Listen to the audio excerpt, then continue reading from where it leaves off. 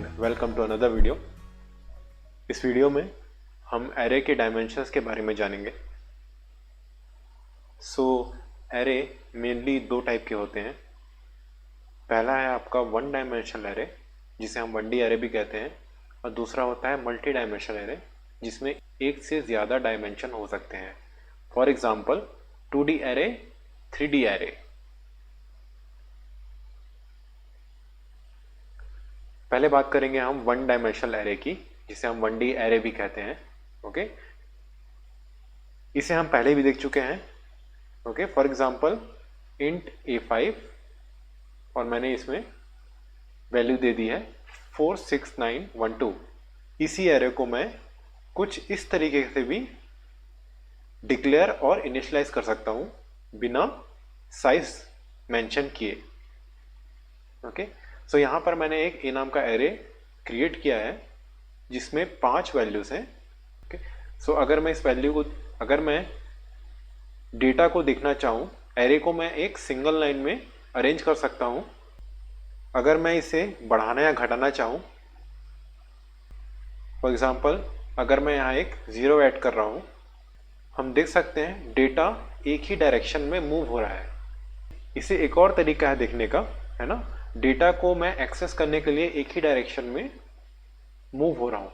Okay, और इसलिए ऐसे एरे को हम क्या कहते हैं, सिंगल डायमेंशनल एरे या 1D एरे। ओके, तो 1D एरे काफ़ी एक्सटेंसिवली यूज होते हैं इन प्रोग्रामिंग, ठीक है, डेटा मैनेजमेंट के लिए या फिर मेमोरी मैनेजमेंट के लिए। साथ ही साथ डेटा को सॉर्ट करने के लिए और उन्हें अरेंज करने के लिए भी हम 1D एरे को यूज करते हैं।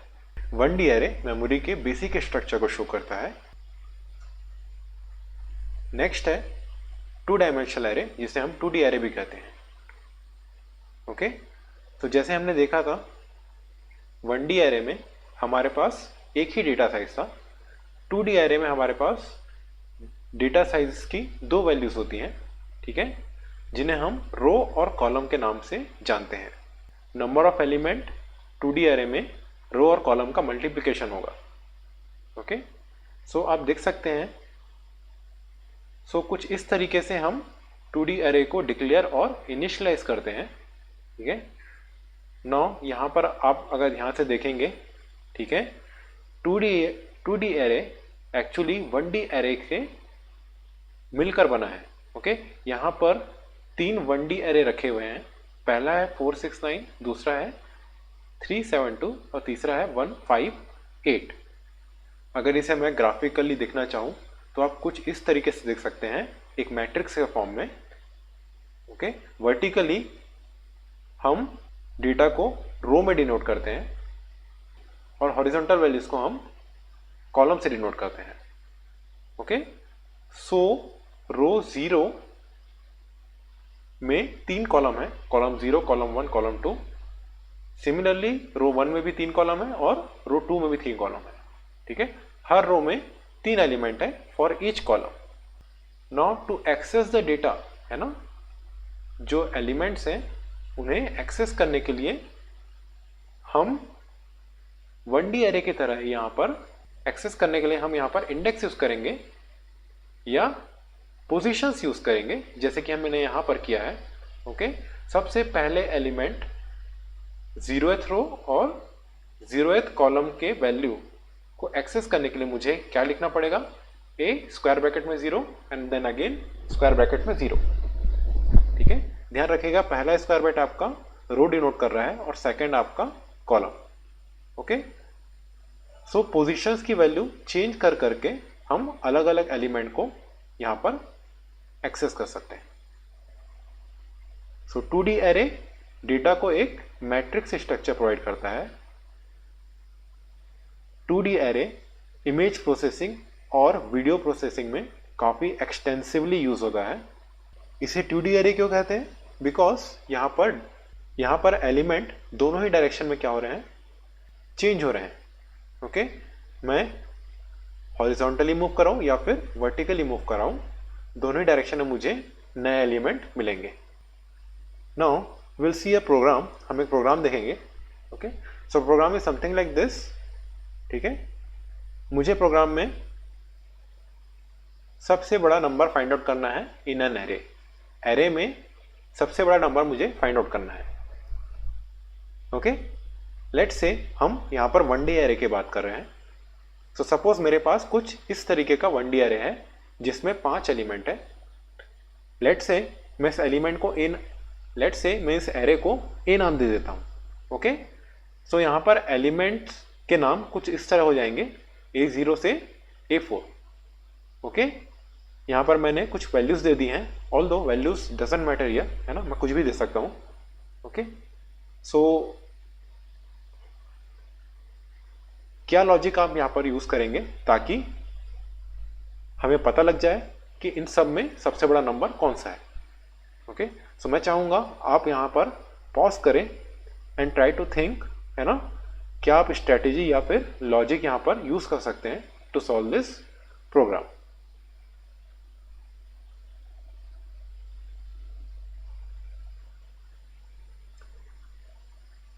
Okay, so let's see how we can actually solve this program. In order to solve this program, सबसे simplest method जो है ना, let's say मैं यहाँ पर एक नया वेरिएबल ले लेता हूँ with the name gn। ठीक है, gn यहाँ पर greatest number डिनोट कर रहा है। आप यहाँ पर चाहें तो कुछ और भी नाम दे सकते हैं। ओके, नाउ इस वेरिएबल में मैं क्या करूँगा, वह नंबर रखूँगा जो कि सबसे बड़ा है। ठीक है, मेरे पास यहाँ पर ऐसी कोई फैसिलिटी नहीं है जो कि एक बार में पांचों को क्या कर सके, कंपेयर कर सके। ओके, अगर आपको याद होगा हमारे पास जो रिलेशनल ऑपरेटर्स हैं इन सी, वो हमेशा दो वैल्यूज को ही क्या करते हैं, कंपेयर करते हैं। ओके, यहां पर मैं सिर्फ दो वैल्यू ही कंपेयर कर सकता हूं। ओके, सो 5 एलिमेंट्स को कंपेयर करने के लिए मुझे क्या करना पड़ेगा, करेक्ट, मुझे 4 बार कंपेयर करना पड़ेगा। ठीक है, so what can I do, मैं क्या कर सकता हूं यहां, लेट्स से मैं gn में a0 की value as it is save कर देता हूं। ओके, नाउ इसके बाद मैं क्या करता हूं, इसके बाद एक एक करके मैं सारे दूसरे एलिमेंट से gn को कंपेयर करता हूं 1 बाय 1। ठीक है, एक एक करके। लेट्स से पहले मैं a1 को कंपेयर करता हूं। a1 को मैं gn के साथ कंपेयर करूंगा। अगर a1 की वैल्यू gn के वैल्यू से बड़ी होगी तो मैं an की वैल्यू को उठा के कहां डाल दूंगा, gn में। ठीक है, इसके बाद फिर मैं क्या करूंगा, a2 को gn से कंपेयर करूंगा। अगर a2 की वैल्यू gn से बड़ी होगी तो मैं a2 की वैल्यू को gn में डाल दूंगा, अदरवाइज मैं gn की वैल्यू वही रहने दूंगा। ठीक है, मैं कुल मिला के यहां कर क्या रहा हूं, मैं एक एक करके बारी बारी एलिमेंट बाय एलिमेंट चेक कर रहा हूं कि एलिमेंट मेरा gn के वैल्यू से बड़ा है कि नहीं है। अगर वैल्यू बड़ा होगा तो मैं उस वैल्यू को gn में डाल दूंगा, अगर वैल्यू बड़ा नहीं होगा तो मैं नेक्स्ट एलिमेंट को क्या करूंगा, कंपेयर करूंगा। Okay, let's see how we can actually do this in the program. Okay, so मैंने यहाँ लाइब्रेरी इंक्लूड कर दी है। मैंने यहाँ डायरेक्टली ए नाम का एरे क्रिएट कर लिया है विथ 5 एलिमेंट। नेक्स्ट मैंने यहां पर 2 और वेरिएबल डिक्लेयर किए हैं, gn to store the first element और i will act as a counter. Next मैं क्या करूंगा, सबसे पहले एलिमेंट एरे a का जो कि है 1 a0, ओके, जो कि है a0 जिसकी वैल्यू 1 है।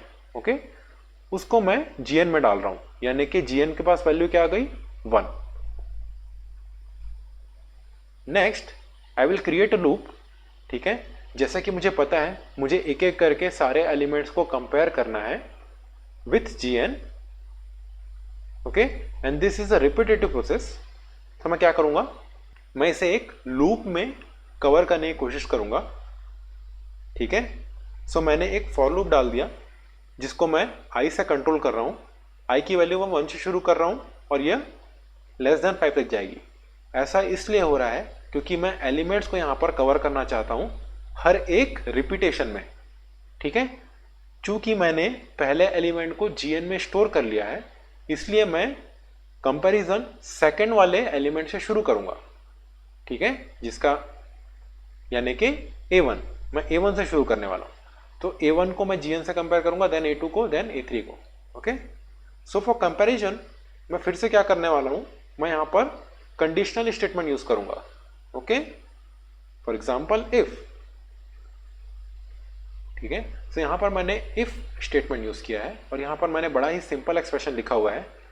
मैं क्या कर रहा हूं, AI की वैल्यू को Gn से कंपेयर कर रहा हूं, ठीक है। यहां पर मैंने AI क्यों लिखा, क्योंकि हर बार मैं एलिमेंट को चेंज करूंगा, ठीक है। किसके एलिमेंट को, एरे A के एलिमेंट को, इसलिए मैंने यहां पर पोजीशन को वेरिएबल दिया है I। चूंकि I हर एक रिपीटेशन में बढ़ने वाला है, इसीलिए एरे का पोजीशन ही बढ़ेगा और एरे के एलिमेंट्स भी आगे बढ़ते जाएंगे। ओके, I कहां तक जाने वाला है, less than 5, that means I equal to 4, ठीक है। So A4 is the last value which is 5। इसके बाद मुझे आगे कंपेयर नहीं कराना है, एंड दैट्स व्हाई मैंने कंडीशन रखा है I less than 5। Okay, so AI greater than Gn की वैल्यू मेरे पास A0 थी, तो कुल मिला के यहां पर मैं क्या कर रहा हूं, A1 को A0 से कंपेयर करा रहा हूं, है ना। सबसे पहली रिपीटेशन में अगर AI की वैल्यू बड़ी होगी, इन दैट केस आपका AI की वैल्यू Gn में चली जाएगी, ठीक है। इन केस अगर AI की वैल्यू छोटी होगी, Gn अपना पुराना वैल्यू क्या करेगा, होल्ड करके रखेगा, ठीक है। सो यह चीज कब तक रिपीट होगी, जब तक आपका लास्ट एलिमेंट कंपेयर होकर Gn में सेव नहीं हो जाता। And after this for loop मुझे सबसे बड़ा नंबर मिल जाएगा, किसमें, इन Gn वेरिएबल। सो इसके बाद सिंपली मैं क्या करूंगा, प्रिंट एफ यूज करके Gn की वैल्यू प्रिंट करा दूंगा। Fine, so let's see what is the output.